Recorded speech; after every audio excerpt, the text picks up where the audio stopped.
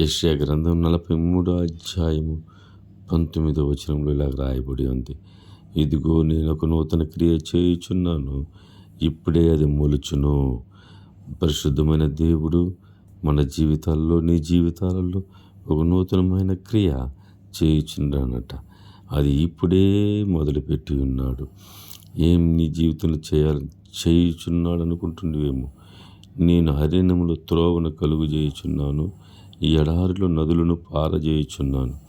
అరణ్యములో అంటే అడవిలో త్రోవ లేని పరిస్థితులు, దిక్కుతోచని పరిస్థితులు ఆయన మన బ్రతుకులు, నీ బ్రతుకులు త్రోవను కలుగు చేసి తప్పించుకున్న మార్గమును, విడిపించే మార్గమును దేవుడు నీకు దయచేయునుగాక. ఎడారిలో నదులను పారజేయుచున్నాడు.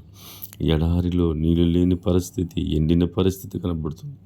ఎండిపోయిన జీవితాల్లో పరిశుద్ధాత్మ దేవుడు నీ జీవితం నదులను పారజేసి నిన్ను వేషించినట్లుగా చేయుచున్నాడు.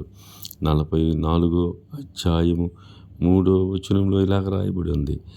ఎండిన భూమి మీద ప్రవాహ జలములను కుమ్మరించదును, నీ సంతతి మీద నా ఆత్మను కుమ్మరించదును, నీకు పుట్టిన వారిని నేను ఆశీర్వదించదని చెప్పిన మాట. ఎండిపోయిన భూమి, ఎండిపోయిన బ్రతుకు, ఎండిపోయిన పిల్లలు, ఎండిపోయిన కుటుంబము, ఎండిపోయిన జీవితంలో నుంచి ప్రవాహ జలములను కుమ్మరిస్తుడు. పరిశుద్ధాత్ముడు నీ మీదను, నీ పిల్లల మీదను, నీ కుటుంబస్తుల మీద ఆయన కుమ్మరించునుగాక. నీ సంతతి మీద ఆయన ఆత్మను కుమ్మరించునుగాక. నీకు పుట్టిన వారిని ఆయనే ఆశీర్వదించిన. నీ బిడ్డల గురించి నువ్వు దిగులు పడాల్సిన పని లేదు. నీ బిడ్డల గురించి నువ్వు ఆలోచించిన పని లేదు.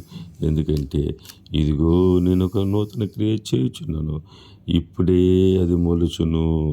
ఇప్పుడే దేవుడు మీ ఎండిపోయిన జీవితంలో వికసించినట్లుగా ఈ దినాన్ని జరిపించునుగాక.